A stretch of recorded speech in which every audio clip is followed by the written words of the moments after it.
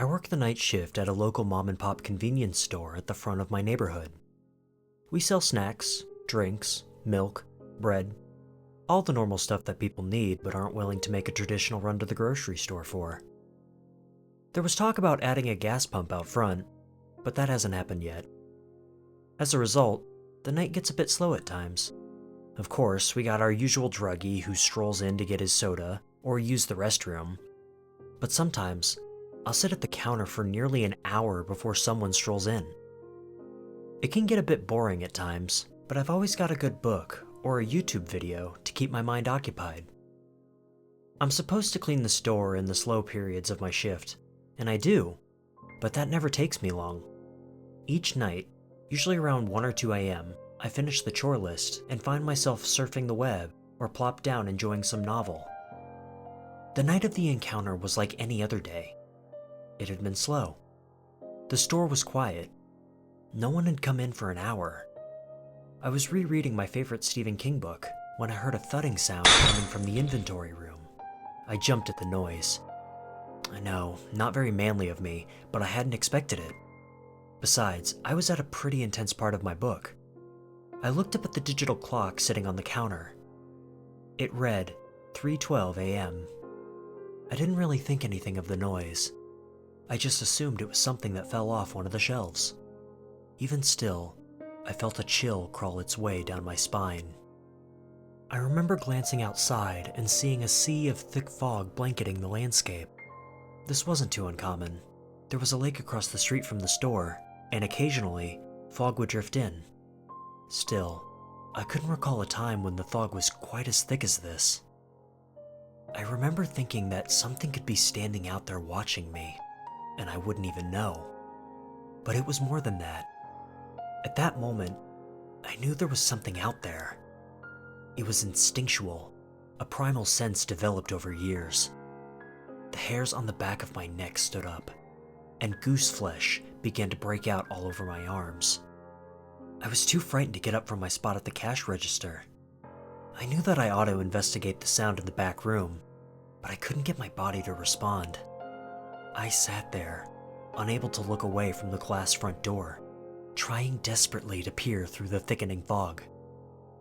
I couldn't see anything, but I was certain that if I turned away now, then the thing in the dark would rush forward.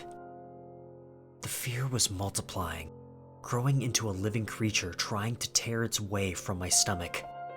I felt cold sweat begin to pour from my brow, streaming into my open eyes and causing them to sting. I couldn't blink. I was too worried about the consequences if I did. When I saw it, 2 pinpricks of light cut through the dense fog, temporarily blinding me. My panic rose to a crescendo, and my heart beat out of my chest. I half ducked behind the counter when I saw the figure approaching the door. My hand slid across the underside of the counter to find the panic button that would alert the police, when the door swung wide.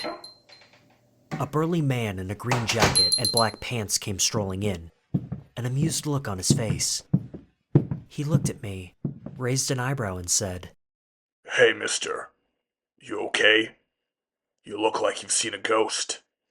I sighed and felt a physical weight lift off of me. I looked at him and said, "Yeah, sorry man. You just startled me. Couldn't see you approach the door until you opened it with all that fog out there." Hey, I hear you there. I can hardly see the road in front of me. Honestly, it's a bit unnerving out there. It makes you think some strange thoughts," said the man, looking a bit pensive. "Right. I could have sworn that someone was out there. I mean, I guess you were," I said with a nervous laugh. "Yeah, I was. It's nights like this that makes one think," said the man, seriously. I felt uncomfortable with his answer. He just remained there motionless, staring at the door to the back room. I still hadn't investigated the noise in the back, and the man's blank look made me feel uneasy. The silence in the room was beginning to weigh on me, and I couldn't take one more moment of it. I asked, "Think about what?" The man smiled a toothy grin and said, Oh, life, death, and all the moments in between. I try not to think about the first two too often. After all, who can truly know? Anyone can, if they're willing to pay the right price for it, said the man, a hungry look gleaming in his eyes. You might be right. There's always a price to pay for knowledge. I mean, I'm pretty sure Adam and Eve learned that lesson, and aren't we still paying for it today? True enough, I suppose. But how is one supposed to live when one doesn't know the reason for existence? Asked the man. I guess it is our duty to do the best with what we have in front of us. And damn the truth, huh? Replied the man. What truth? No one's truth is true. Many claim to have the answers, but few have more than just hot breath. Because many are liars, the truth doesn't exist? That doesn't seem to be an accurate conclusion either, said the man. Does there have to be a singular truth? Why must it be universal? Can't something be true to one and not true for the other? I would say that the truth by its essence must be true to all, or else it isn't the truth. A truth true to you, but not another is not the truth at all. It's merely a solution. Are you content to live a life of solutions rather than one of true knowledge? Asked the man. The question is superfluous. Of course I'd rather live a life of universal knowledge, but who knows such truth? And if I claim to know the truth, what would you say to that? Questioned the man. I'd say you're either insane or a liar. Honest enough answer, but I am neither. I am something more. When one sees the truth, they know it. So look and see for yourself, said the man. He took a couple of steps forward, coming fully into the light, and I noticed his features for the first time. He had a severe look, a hawkish nose that looked as if it had been broken at least once. The landscape of his face was a jumble of cracks and wrinkles, dominated by a large scar that started right below his nose and continued through his lips, stopping at his jawline. It was the man's eyes that made me feel the most uneasy. They were black as tar, and they drilled into me. Making eye contact with the man was like looking directly into a black hole. They seemed to draw you deeper. There was a little light shining in the middle of the man's pupil. I watched as it bounced and glowed, coming closer, then drawing away. It was as if it was beckoning me to follow. When I saw that gleam, I wanted nothing more than to follow it. And damn the consequences. There was a beauty to the way that it pulsated that held me captivated. I looked and saw and knew that there were secrets to be found in those depths. I also knew that if I followed the light, there would be no coming back. But I didn't care. I wanted to know. I wanted to see. The mysteries of the universe were held in that gyrating light bobbing in the abyss. I felt my soul beginning to be ripped from my body, torn from my essence and sent spiraling down that black tunnel towards that brilliant light. It was that same crashing sound I had heard from the back room that broke the trance. I looked away from those eyes, and I came smashing back to reality. My mind was scrambled, and it took me a second to get back into a normal state. The creature standing before me was just as confused as I was, clearly not used to its prey escaping it so easily. For a moment, we looked at each other in utter shock.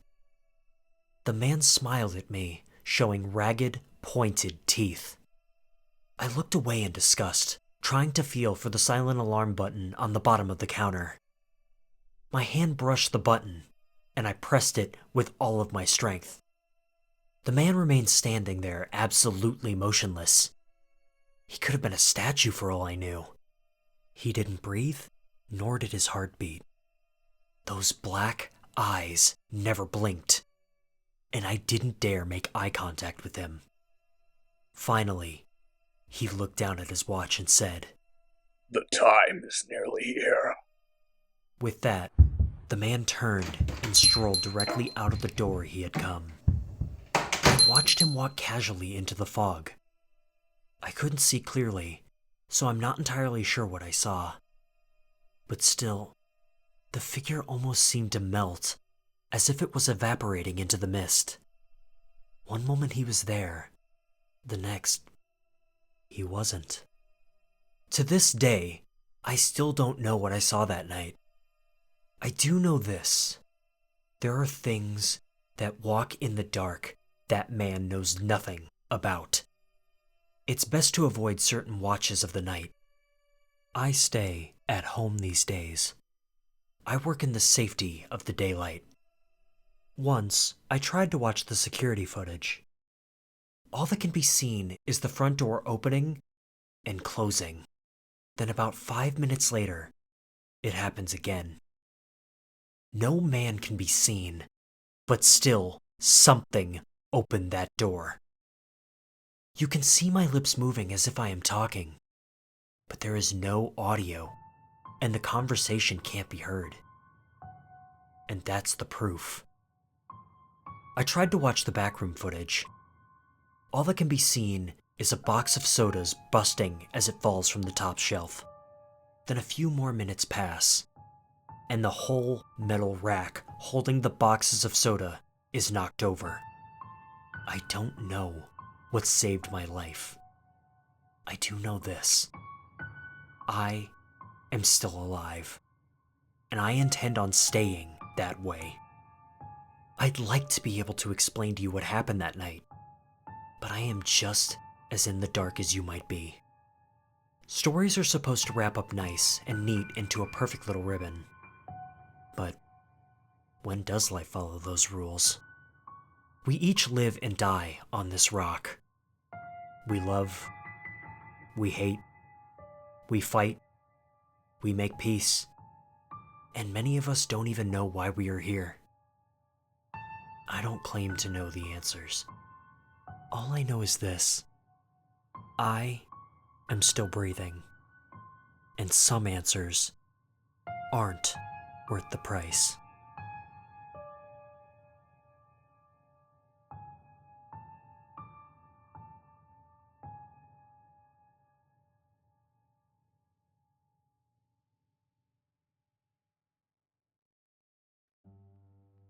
Hey everyone, I hope you enjoyed the video.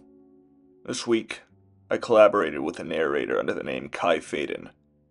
I'll link his channel in the description. I've listened to several stories over at his channel, and his videos are really well edited, and he's got a good voice for narrating. So head on over, check it out, and subscribe to his channel if you wish to do so. Thank you very much for lending your voice, Kai. We both had a lot of fun narrating the story, and I hope to have him on the channel for future videos as well as other horror content creators in the near future. Thank you to whoever watches this, and if you enjoyed the video, give it a like or subscribe if it behooves you. Thank you everyone, and have a good night.